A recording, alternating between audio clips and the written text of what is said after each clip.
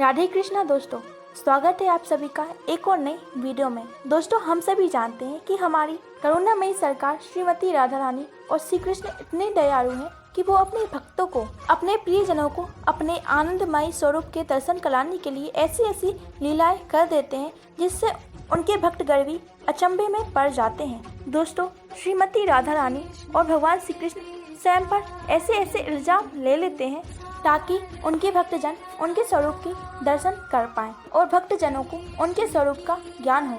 ऐसी ही एक लीला है जो भगवान श्री कृष्ण के प्रिय श्रीमती राधा रानी को लोग कृष्ण कलंकनी भी कहने लगे थे। क्या है इसके पीछे की सच्चाई, आइए हम सभी जानते हैं आज की इस वीडियो में। दोस्तों, जब राधा रानी के परिवार ने उनका विवाह अनेक घोष से कराने का निर्णय किया, तब राधा रानी अपनी छाया को बाहर छोड़कर अंतर ध्यान हो जाती हैं। दोस्तों, अनेक घोष का विवाह छाया राधा से हुआ था, लेकिन पुराणों में वह छाया राधा को स्पर्श तक नहीं कर पाया था।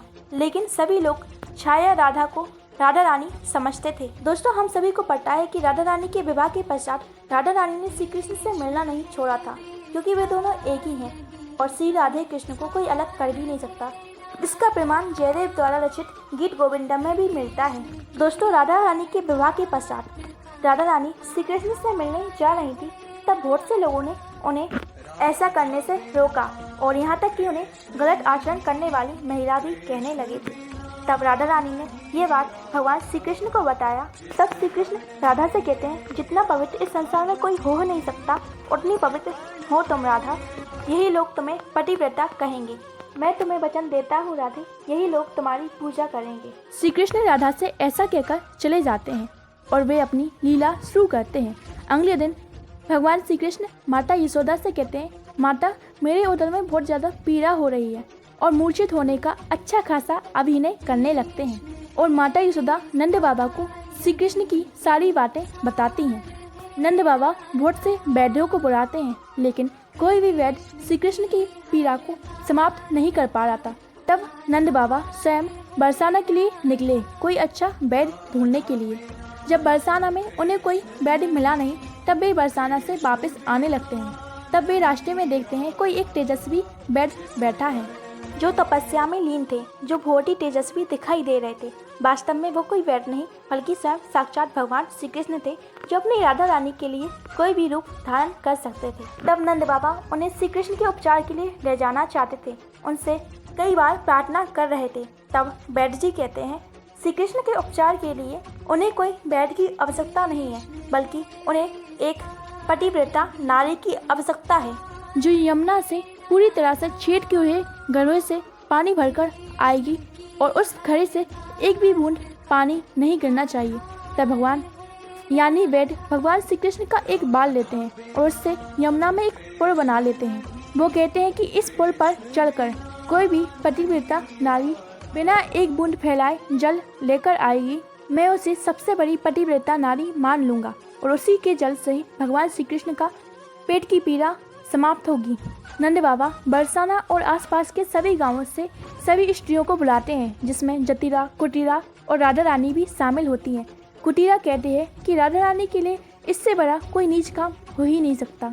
कुटीरा कहती है, मुझसे बड़ी पतिव्रता नारी इस संसार में कोई हो ही नहीं सकती, विशेषकर राधा तो बिल्कुल भी नहीं, जो अपने पति को छोड़कर दूसरे परपुरुष से मिलती हो। इतना कहकर कुटीरा जल भरने के लिए चली जाती है।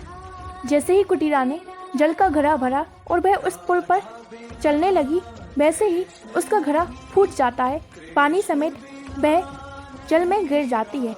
कुटीरा कहती है, अगर मैं पतिव्रता नारी सिद्ध नहीं हो सकती, तो इस संसार में कोई भी पतिव्रता नारी हो ही नहीं सकती। कुटीरा का पतिव्रता नारी का तो पता नहीं, लेकिन वह घमंड की पराकाष्ठा पर पहुंच जाती है। तब नंद बाबा वैद्य जी से कहने लगते हैं कि आप ही कोई मार्ग बताइए, और सभी इस बात को जानने के लिए बहुत ज़्यादा अधीर हो रहे हैं। तब वैद्य जी एक लेखा खींचते हैं और कहते हैं, इस गांव में एक बड़ी ही दिव्य स्त्री है, जो बहुत ही ज़्यादा पतिव्रता नारी है। उसका नाम है श्रीमती राधा रानी। वैद्य जी आगे कहते हैं, राधा रानी इस गांव में सबसे ज़्यादा पतिव्रता नारी है। तब सभी गांव वाले ये बात सुनकर राधा रानी के पास जाते हैं उन्हें बुलाने के लिए। राधा रानी के साथ ललिता सखी उनके साथ चलने लगती हैं। दिल थाम के सुनिएगा, आगे क्या होता है। राधा रानी के मटके में 100 से भी ज़्यादा छेद होते हैं। राधा रानी उस मटके को लेकर यमुना में पानी भरने के लिए उतरती हैं। देवी राधा यमुना में देखती हैं तो उन्हें श्री कृष्ण दिखाई देते हैं और किसी को भी वहाँ श्री कृष्ण दिखाई नहीं देते। अब श्री कृष्ण लीला करते हैं। राधा रानी के घड़ों पर अपना हाथ रख देते हैं और एक बूंद भी पानी नीचे नहीं गिरने देते। राधा रानी के साथ उनकी सखी ललिता भी होती है, जो कहती है कि राधा रानी से ज़्यादा पतिव्रता नारी कोई हो ही नहीं सकती। सभी लोग राधा रानी को पतिव्रता नारी मान लेते हैं और राधा रानी की जय जयकार करने लगते हैं। राधा रानी की जय जयकार तीनों लोक में होने लगती है। राधा रानी की पतिव्रता होने की बात पूरे गांव में फैल जाती है और वो लोग समझ जाते हैं वो कितना बड़ा पाप कर रहे थे। वे श्री कृष्ण की अलादनी शक्ति श्रीमती राधा रानी को अपवित्र स्त्री कहने का दुस्साहस कर रहे थे। वो साक्षात सती सावित्री श्रीमती राधा रानी को कृष्ण कलंकनी कहने का दुस्साहस कर रहे थे। उन्हें अपनी गलती का आभास हो जाता है। वो श्रीमती राधा रानी हमारी किशोरी जी से बार बार क्षमा मांगते हैं। राधा रानी उस जल को औषधि बनाकर दे देती हैं। हमारे श्री कृष्ण पहले से ही ये लीला कर रहे थे तो वे उस जल को पीकर ठीक हो जाते हैं, खिलखिलाकर हंसने लगते हैं और बैठ जाते हैं। दोस्तों, आप सभी को ये वीडियो कैसी लगी हमें कमेंट करके बताइए और इस वीडियो को ज़्यादा से ज़्यादा लाइक, शेयर और सब्सक्राइब जरूर करिए। दोस्तों, अब मैं मिलूंगी आपसे एक और नई खास वीडियो के साथ। तब तक के लिए राधे राधे।